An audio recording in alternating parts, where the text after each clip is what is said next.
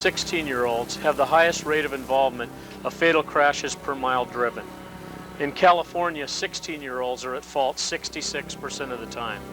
This high-risk status results from a mix of inexperience and immaturity. Combining these characteristics with alcohol use creates a particularly deadly mix.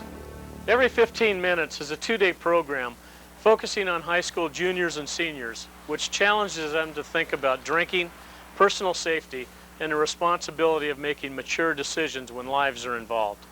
The San Diego Police Department's Western Division, in a partnership with the San Diego Unified School District at Point Loma High School, and with the cooperation of the San Diego Fire and Life Safety Services, Children's Hospital, the San Diego County chapter of MAD, and several local businesses, work together to implement this well-received program. Both the police department and the school district have acknowledged the need to educate young adults in what could happen if they make the conscious decision to drink and drive. The Every 15 Minutes program will have been a success if young adults are compelled to understand the finality of death and to see the pain that their poor choices bring to their parents, friends, and the emergency workers who deal with their aftermath.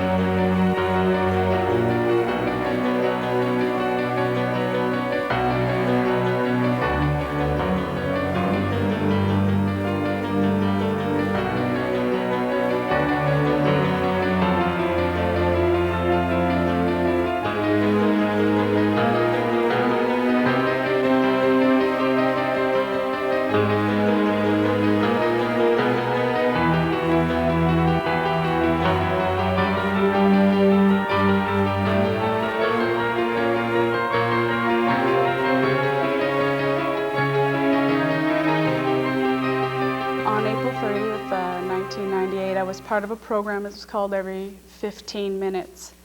And my part of the program was to give death notifications to the students and faculty. That morning, we met all the students who were going to participate in this program. We got handed obituaries of every student. We got to read over what their obituary is about, and it included some alcohol-related accident. That's how they died. The Grim Reaper would go into this classroom and they'd pick out a predetermined student and bring them back out.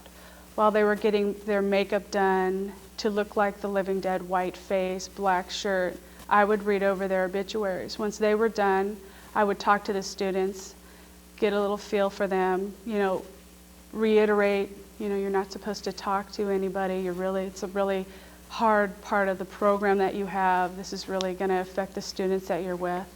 So then I would walk with the students to their classroom. Oh my God, Mike's dead! Oh no! My name is Officer Hinton. I work for San Diego Police Department, and unfortunately I have some bad news to give you. Today one of your classmates and friends died. I'm going to give you some information about what happened. Mike Fuller, born on March 22nd, 1980, died April 30th, 1998.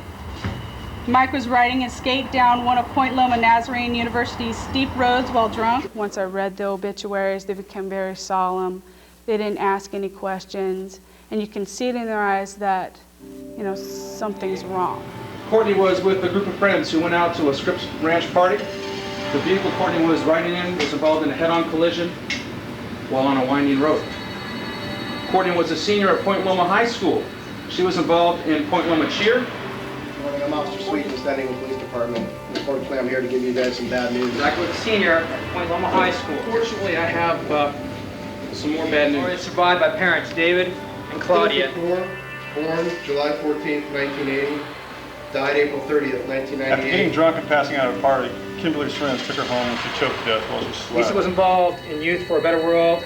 The criteria for selecting the students for the Every 15 Minute project were we wanted to have a cross-section of students. We wanted students who were in athletics, who were skaters, who served, who did well academically, who were in ASB, just a well-rounded selection of the student body so that everybody in the audience would relate to at least someone within the group.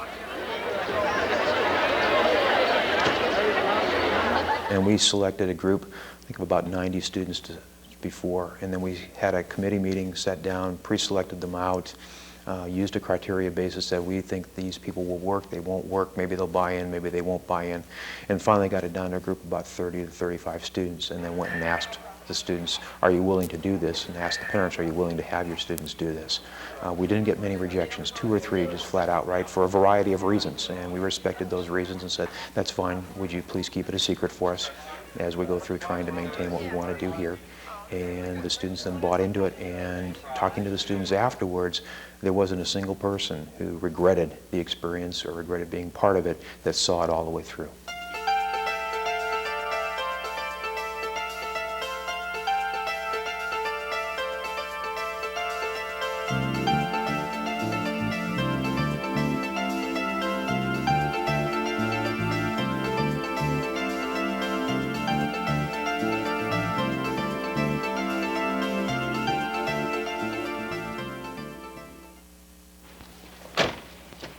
My role in the Every 15 Minutes program was to be basically to fulfill the same roles that I do as a regular police officer and go out as any type of call that I may respond to, is do death notification to a parent whose child has just died.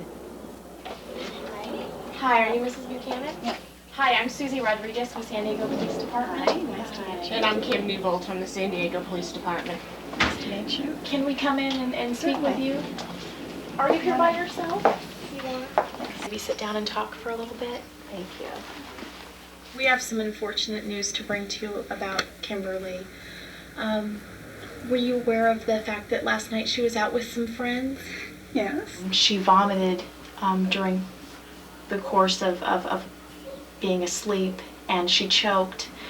And we're very sorry to tell you that she didn't make it, and that she died. In the last house that I went to, I spoke with a mother, and her husband was not there yet, and her eyes swelled up with tears immediately, and she was very concerned about letting her husband know, and she treated it as though it actually really did happen. And I think that was one of the things that surprised me the most and affected me the most too, that when I was sitting there and watching these parents go through these emotions, I was starting to feel emotional as well and feel sadness for them as if it had really happened. And they can also help you with some follow-up as well if you needed to continue some type of counseling. Call my husband. Okay. Paramedics went to the scene, and they could not get your son going again. And I'm sorry to say that he was pronounced expired there at the scene. Okay. Is there anywhere I can see my son? Hi, we're San Diego Police, Deputy Bell, this is Officer Sanders. May we come in and talk to you? We're here in a matter of great urgency, and it's concerning your daughter, Vanessa. Your daughter has been at a party. You're probably wondering, how do we know for a fact that this is your daughter?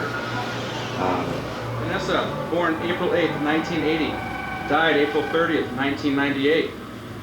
While at a party, Vanessa got drunk and passed out under some bushes face down.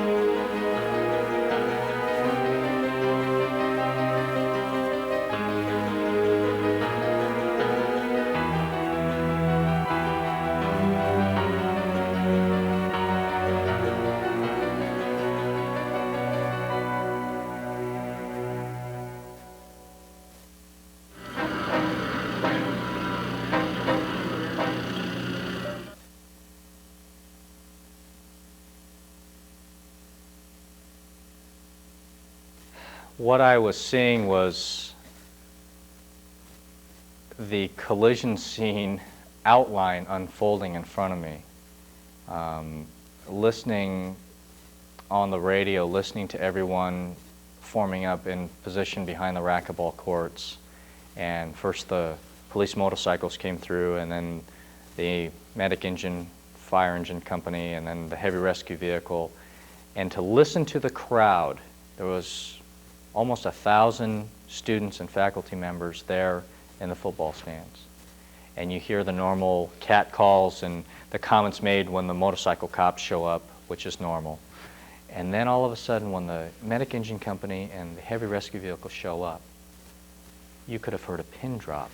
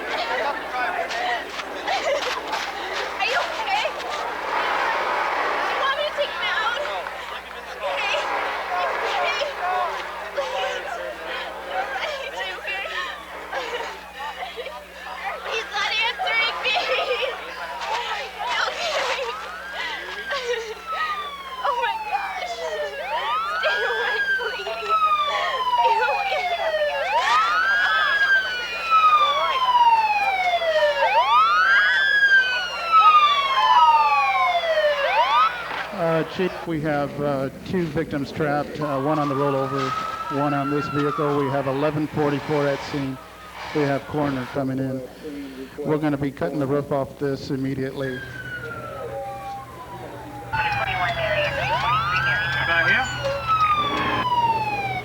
The vehicle is on side, and we are extricating the patient at this time. The patient's legs are trapped. We're using the jaws of life at this time. We also note some open beer bottles in the back of the vehicle. On a brim, the patient's breathing rate of approximately 8 times a minute. It's shallow. And we're hearing some gurgling respiration from the blood in his mouth. Go ahead and hold it. The patient is unconscious, unresponsive. His left pupil is at 5 millimeters and slow to react. The right pupil is at 3 millimeters and slow to respond. And the patient is flat. Route to Children's Hospital. Coroner's at scene.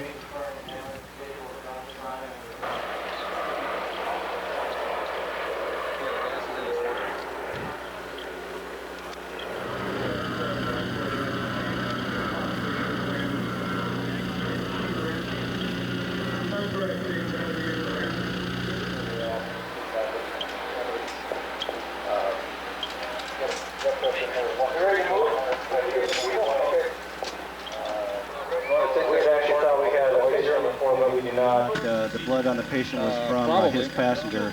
He was the driver of the vehicle, traveling at a high rate of speed at broadside the other vehicle and flipped it over. The patient has alcohol in his breath, but besides that, there's no injuries. And the PD will be taking him away, possible drunk driver. Copy.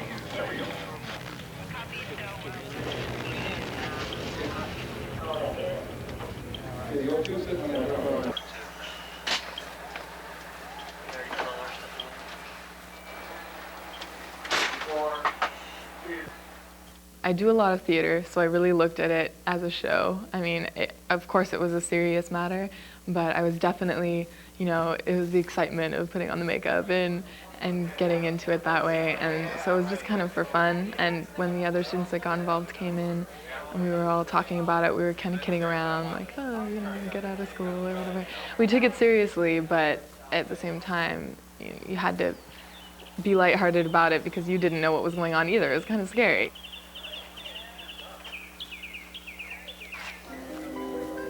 The classes started filing out and went into the bleachers. and we were under the sheets in the car. I was with Matt. Matt was the driver, and I was a passenger. And TJ was lying on the ground. He was already killed in the collision, and Cameron was in the other car.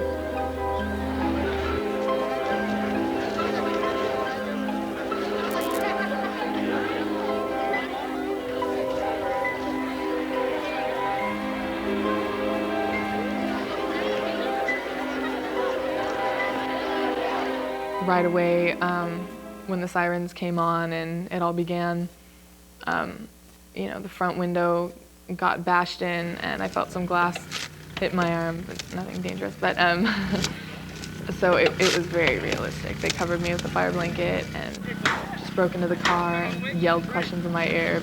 It was like flying in my ear. I had like 3 different people on each side. So yeah, they pulled me out, put me on the gurney. I heard a few people from the bleachers, you know, call my name when they saw it was me and everything. And later found out that people were really affected by this. He was the driver of the vehicle traveling at a high rate of speed at broadside. So then, yeah, they lifted me into the ambulance and we went straight to the hospital. And the whole time, nobody broke character, and it was so real. We were we were alone in this ambulance. It wasn't a show anymore, and people were still yelling in my face and yelling, you know, which IVs to get into me and things to, you know, shoot me up with or whatever they were doing. And I just had to sit there and keep my eyes closed. And at this point, I was so terrified because I was thinking, okay, the show's over. What's going on? Why are these people still acting so into it? So that was really terrifying. And I finally just had to open my eyes at one point and say, okay, so is that part over and is everything okay? And they were just like, you know, they just reassured me really quickly. Yeah, you're doing fine, just stick with it.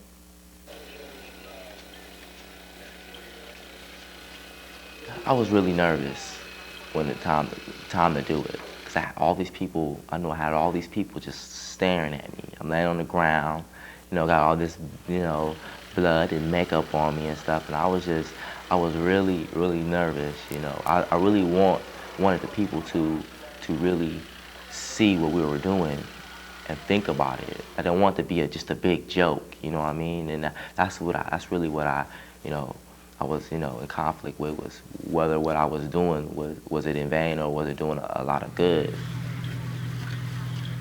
Ready? 1, 2, 3, lift. That's just a place you don't want to lie down in, you know. You know what I mean? It's just. I guess I got the feeling to know how it is to be dead, really. But, it was really a really horrifying experience. Yeah, I'll never do it again, you know. Then they took me out of the car, and I was just watching the stuff that was happening around me, and I was like, God, what if I really did cause all of this? And like, you know, that's something like it's hard to live with if you did all that. I'm going to have you stand with your feet together, your hands down at your sides, and then I want you just to simply raise one leg and hold that position until I tell you to put your foot down. Okay, very good. 67, 66, 65, 64, 63. Matt, they're going to place you under arrest. So obviously you've been drinking tonight. We're going to place you under arrest for driving while under the influence, okay? I'm going to take you downtown. We're going to give you a choice of tests. We'll let you call somebody to come pick you up, okay?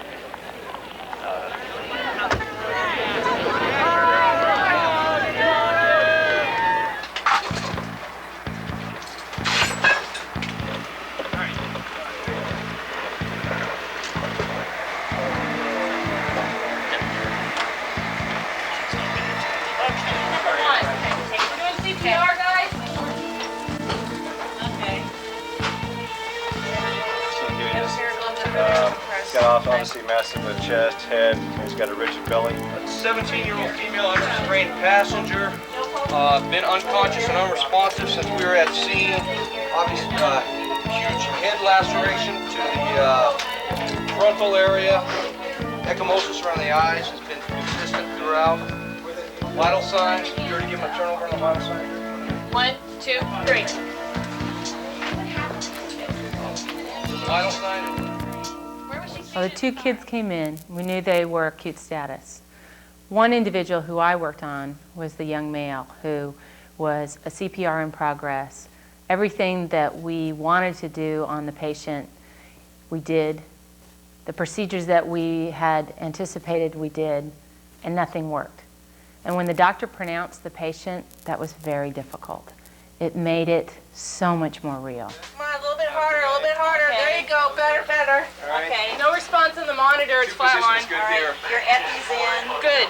Okay, 1 round of epi, thank you. 1 milligram, 1 to 10,000. Thank you. Let's follow that with bicarbonate. I say he's about 70 kilos. Let's just hold compressions here. One last check.